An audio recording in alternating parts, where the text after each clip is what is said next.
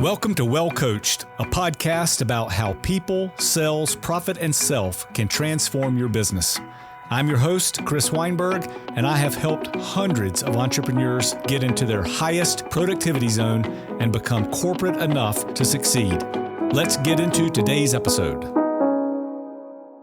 Hey friends, welcome back to the Well Coached podcast. I'm Chris Weinberg, and today we are going to talk about a key transition moment that every entrepreneur and every business faces, and that is when the kitchen table isn't cutting it anymore. The moment you realize we need some structure.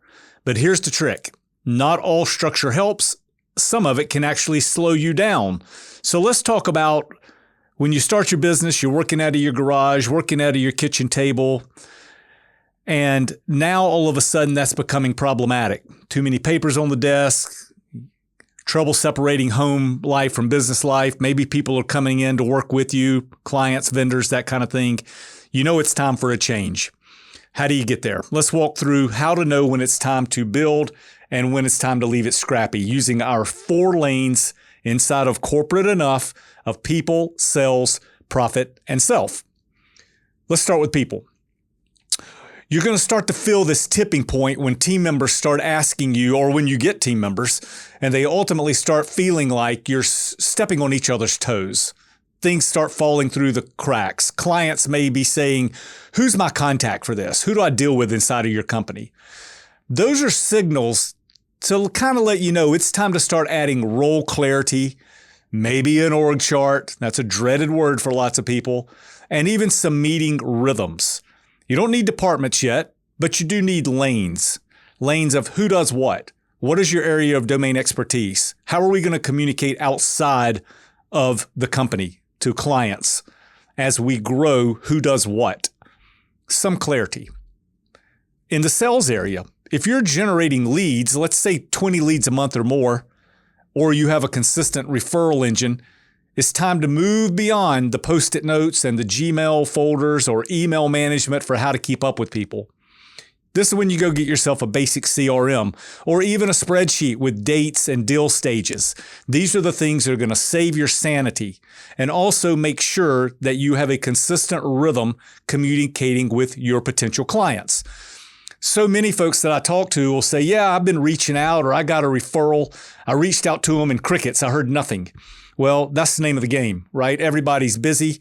There's all kind of statistics out there that say that people don't even see your message until you hit them at least 7 times. I read one recently where the number was up to 31. Can you imagine that? Having to contact someone 31 times before they recognize that you've even sent them a message. But the point here is, without a sales system, you're going to forget. When did I reach out to Sarah? When should I reach out to Sarah again? Did Sarah give me any feedback?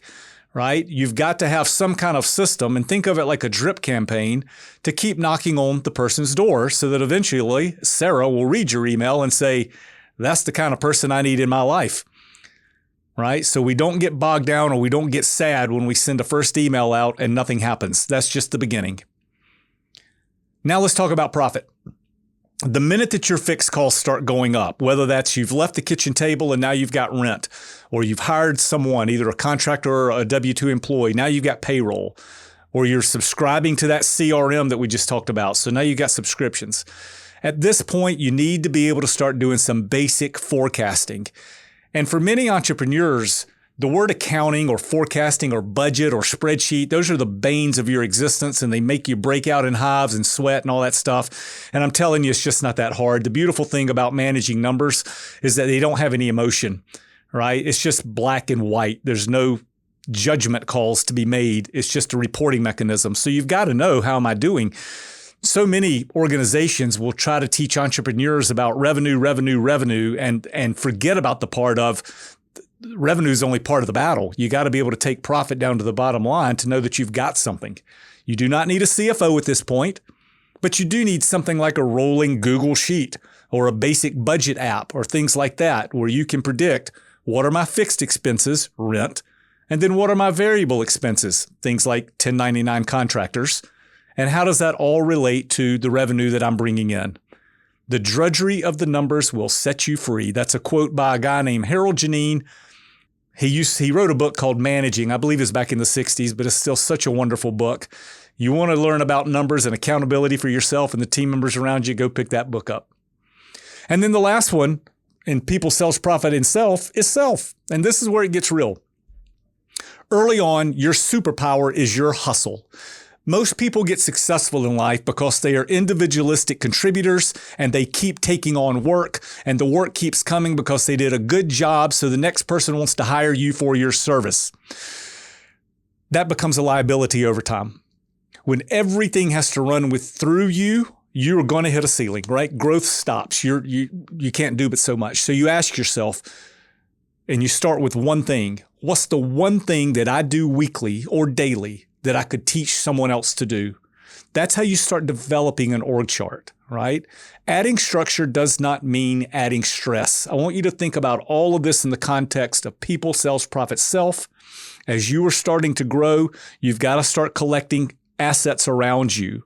Most people do that too late. So most businesses get off the ground and they get into the clouds, right? So they're kind of bumping along, and think of it like turbulence. To get out of that turbulence, you have to do something different. And with single solopreneurs or partners or small groups, the way through that is getting assets around you to where you can get results through other things, whether that's a spreadsheet, whether that's a new teammate, whether it's a software program. You don't wait too late. And again, adding structure does not mean killing your creativity. It does not mean adding stress. Think of it as scaffolding for your next level. Hope that was helpful. Until next time, stay well coached. Well, guys, that's a wrap for today. We thank you a ton for listening and looking forward to the next episode where we'll continue this journey on how becoming corporate enough can put you in your highest productivity zone to create a successful, profitable, and purpose-driven business for you.